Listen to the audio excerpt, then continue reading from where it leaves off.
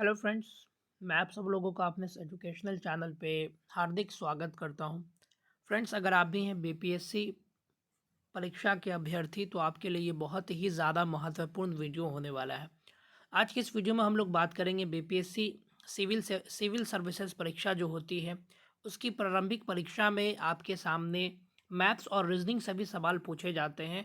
तो उसी कड़ी में मैं आप लोगों के बीच लेकर के आ चुका हूँ मैथ्स और रीजनिंग के इम्पोर्टेंट टॉपिक्स, जहाँ से प्रत्येक वर्ष जो है सवाल पूछे जाते हैं। मैथ्स और रीजनिंग की बात करते हैं तो ओवरऑल यहाँ से एवरेज क्वेश्चंस की बात करते हैं तो प्रत्येक वर्ष इन दोनों टॉपिक्स से 10 प्रकार के प्रश्न पूछे जाते हैं, यानी 10 प्रश्न आपको यहाँ पर देखने को मिलते हैं। और इसमें जो है मैथ्स और रीजनिंग दोनों शामिल है। अब क्या क्या चीज़ें यहाँ पर देखने को मिलता है, कौन कौन से टॉपिक्स आते हैं जो महत्वपूर्ण हो जाते हैं, जिसको आपको तैयारी के तौर पर अच्छे से तैयार करना होगा ताकि यहाँ से अगर प्रश्न आए तो आप उसको आसानी से डील कर सकें। वो मैं आप लोगों को एक एक करके समझाने वाला हूँ। तो यहाँ पर सबसे पहले देख ले BPSC maths plus reasoning syllabus, ये इंग्लिश में लिखी गई है जिसको मैं आप लोगों को हिंदी में पढ़ करके समझाता हूँ। सबसे पहले आप लोग देख लें यहाँ पर टाइम एंड वर्क, यानी कार्य तथा समय से संबंधित जो है वो सवाल पूछे जाएंगे। यानी कोई मजदूर है जो एक काम को 10 दिन में करता है, दूसरा मजदूर उसी काम को 15 दिन में करता है, दोनों अगर साथ मिलकर कर लें तो वो कितने दिनों में इस काम को समाप्त कर सकते हैं। तो इस तरीके के सवाल आपको बीपीएससी की परीक्षा में पूछे जाते हैं। तो ये टाइम एंड वर्क जो है आपका पहला सेक्शन है इसका टॉपिक का। दूसरा है परमुटेशन एंड कम्बिनेशन। ये बहुत ही ज़्यादा महत्वपूर्ण हो जाता है आपके बीपीएससी की परीक्षा के लिए। यहाँ से प्रत्येक वर्ष 1 से 2 सवाल निश्चित तौर पर पूछे जाते हैं। 10 प्रश्नों में से 1 से 2 सवाल आपको इस टॉपिक से प्रत्येक साल पूछे ही जाते हैं। कोई ऐसा साल नहीं आया है जिसमें जो है इस टॉपिक से सवाल न पूछे गए हैं। तो आपके लिए ये दूसरा जो सेक्शन है वो बहुत ज़्यादा महत्वपूर्ण हो जाता है। तीसरा जो है वेन डायग्राम का सेक्शन, यहाँ से भी बहुत सारे सवाल पूछे जाते हैं। वेन डायग्राम मान लीजिए बना दिया जाएगा, वहाँ से पूछा जाएगा आपको, इस तरीके के वेन डायग्राम से संबंधित जो है सवाल पूछे जाएंगे। तो इसको भी आप लोग जो है वो तैयार कर लें। नंबर सीरीज की बात करते हैं या अल्फ़ाबेटिक सीरीज की बात करते हैं, यानी सीरीज की ही बात कर लें तो श्रेणी से संबंधित जो है कई सारे सवाल पूछे जाते हैं। मान लीजिए 7 है, 14 है, 21 है, इसी तरीके का डॉट डॉट डॉट, यानी ये तो मैं आप लोगों को बहुत हल्का सवाल बता रहा हूँ। इसी तरीके से आप जो है वहाँ पर नंबर से संबंधित क्वेश्चन देखने को मिलेंगे आपको। साथ ही साथ अल्फ़ाबेटिक सीरीज़ भी वहाँ पर देखने को मिलता है, वर्ड सीरीज़ भी वहाँ पर देखने को मिलता है। तो उसको भी आप लोग अच्छे से तैयार कर लें, यहाँ से प्रश्न आपके सामने निश्चित तौर पर देखने को मिलेंगे। क्लॉक वाला जो सेक्शन है यहाँ से भी सवाल पूछा जाता है, तो ये भी आपके लिए जो है वो महत्वपूर्ण हो जाता है। घड़ी से संबंधित जो है वो सवाल पूछे जाते हैं कि एक जो है वो 9:05 पर घड़ी जो है वो कितना डिग्री का कोण बनाएगी। इस तरीके से संबंधित जो है वो कोनों से संबंधित जो है वो सवाल घड़ी में पूछे जाते हैं। तो इसको भी आप लोग अच्छे से तैयार कर लें। उसके बाद देख लें 6 नंबर में मैंने लिखा है basic basic rule of divisibility और the rule of the squares and the cube.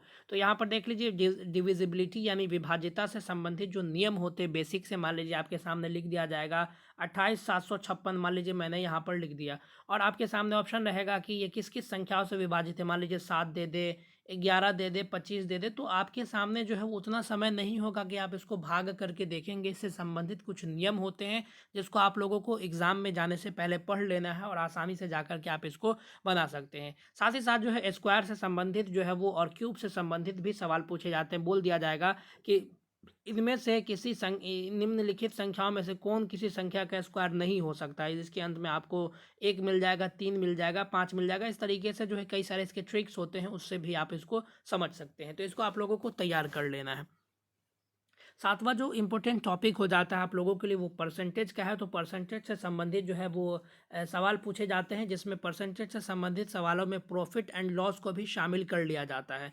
तो इसको भी आप लोग जो है अच्छे से तैयार कर ले। परसेंटेज के साथ ही साथ प्रॉफिट एंड लॉस, उसके अलावा सिंपल इंटरेस्ट और कंपाउंड इंटरेस्ट से भी सवाल जो है वो पूछे जाते हैं। तो मैंने इसको अलग से नहीं लिखा है, आप लोग यहाँ पर अंडरस्टूड कर लें कि परसेंटेज में ही आप लोगों को इन सारी चीज़ों को तैयार कर लेना है।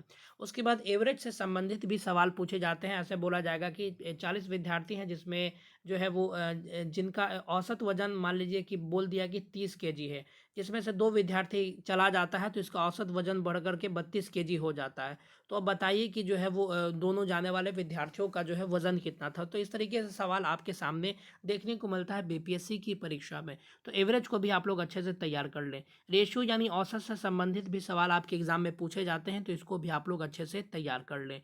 2 लीनियर इक्वेशन यानी रैखिक समीकरण भी आपके सामने पूछे जाते हैं। मान लीजिए क्वेश्चन दे देगा 2x + 3y = 20, उसके बाद फिर नीचे दे देगा 4x + 3y = 205। मान लीजिए इस तरीके से सवाल आपके सामने देखने को मिलता है। तो इसको आपको सॉल्व करना होगा, इसको बनाना पड़ेगा और x और y का वैल्यू जो है वो आपको वहाँ बताना होगा। साथ ही साथ यहाँ पर 2 लीनियर इक्वेशन में ही जो है वो एंगल्स यानी कोण का मान भी आपसे पूछा जा सकता है, तो इसको भी आप लोग तैयार कर लें। उसके बाद ब्लड रिलेशन यानी आप कह सकते हैं रक्त संबंध से संबंधित सवाल बोल दिया जाएगा। जैसे एग्जाम्पल के तौर पर बोला जाएगा कि एक महिला है जो किसी चित्र की ओर देखकर कहती है कि इस चित्र में जो व्यक्ति है वो मेरे पिता का जो है वो भाई है। तो बोला जाएगा कि उस महिला का उस पुरुष से क्या संबंध है। तो इस तरीके के सवाल आपके एग्जाम में पूछे जाते हैं ब्लड रिलेशन से संबंधित। तो इसको भी आप लोग अच्छे से तैयार कर लें। 12वां टॉपिक आपके सामने है पावर एंड एक्सपेंडिएच यानी घातांक और करनी से संबंधित भी जो है सवाल आपके सामने देखने को मिलता है। तो इसको भी आप लोगों को तैयार कर लेना है। उसके बाद एपी से संबंधित जो है सवाल देखने को मिलता है एपी और एचपी से, तो इसको भी आप लोगों को तैयार कर लेना है। साथ ही साथ टाइम एंड डिस्टेंस यानी समय और दूरी से संबंधित जो है वो सवाल पूछा जाता है कि एक ट्रेन जो है वो इतनी रफ्तार से चल रही है, कितने समय में या कितने जो है वो आप कह सकते हैं कि समय अंतराल में जो है इस दूरी को पूरा करेगी। साथ ही साथ कभी कभी जो है वो बंदर का जो है वो पिलर पर चढ़ने से संबंधित भी जो है सवाल पूछ लिया जाता है। तो इस तरीके से के जो सवाल होते हैं उसको आप लोगों को तैयार कर लेना है, समझ लेना है। इसके बाद से मात्र 2 टॉपिक और बचते हैं, वो मैं आप लोगों को दिखा दूं। एक आपका जो बचता है 15वां नंबर का टॉपिक है ट्राइगोनोमेट्री यानी त्रिकोणमिति से सवाल भी आपके एग्जाम में कभी कभी पूछे जाते हैं, हमेशा तो नहीं, बट हाँ ये भी आपके लिए एक इंपॉर्टेंट सेक्शन हो जाता है। यहाँ से भी आपके सामने सवाल पूछे जाते हैं। उसके बाद देखिए जो 16वें नंबर का जो सेक्शन है एंगल्स बिटवीन 2 लाइन्स यानी 2 लाइनों के बीच जो है वो कितने डिग्री का कोण बनेगा, उससे संबंधित भी सवाल आपके एग्जाम में पूछे जाते हैं। तो ये था ओवरऑल 16 टॉपिक्स जो कि मोस्ट इंपॉर्टेंट टॉपिक्स है। यही सारे टॉपिक्स से आपके एग्जाम में प्रश्न पूछे जाते हैं। 10 प्रश्न आपके एग्जाम में रहते हैं मैथ्स और रीजनिंग से। अगर आप ये सभी 16 टॉपिक्स को तैयार कर लेते हैं तो उम्मीद करता हूँ कि आपका कोई भी प्रश्न जो है वो नहीं छूटेगा। खास करके अगर हम लोग मैथ्स और रीजनिंग की बात करते हैं तो उन टॉपिक्स में उस इसी की तरह जो है मैंने सभी विषयों का जो है इंपॉर्टेंट टॉपिक्स बता रखा है अपने प्रीवियस नॉलेज के हिसाब से, प्रीवियस ईयर क्वेश्चन को देख करके समझ करके। तो इन सभी वीडियोस को आप वीडियो के आई बटन से जा करके देख सकते हैं और सभी जो है सिलेबस को तैयार कर सकते हैं। फ्रेंड्स ये था ओवरऑल वीडियो। अगर आप लोगों को पसंद आया तो इसे लाइक व अपने दोस्तों के साथ शेयर करना न भूलें और इस तरह के इन्फॉर्मेटिव वीडियोज़ के लिए हमारे चैनल से जुड़े रहिए। Thank you very much. मिलते हैं अगले वीडियोज़ में, तब तक के लिए धन्यवाद। God bless you all.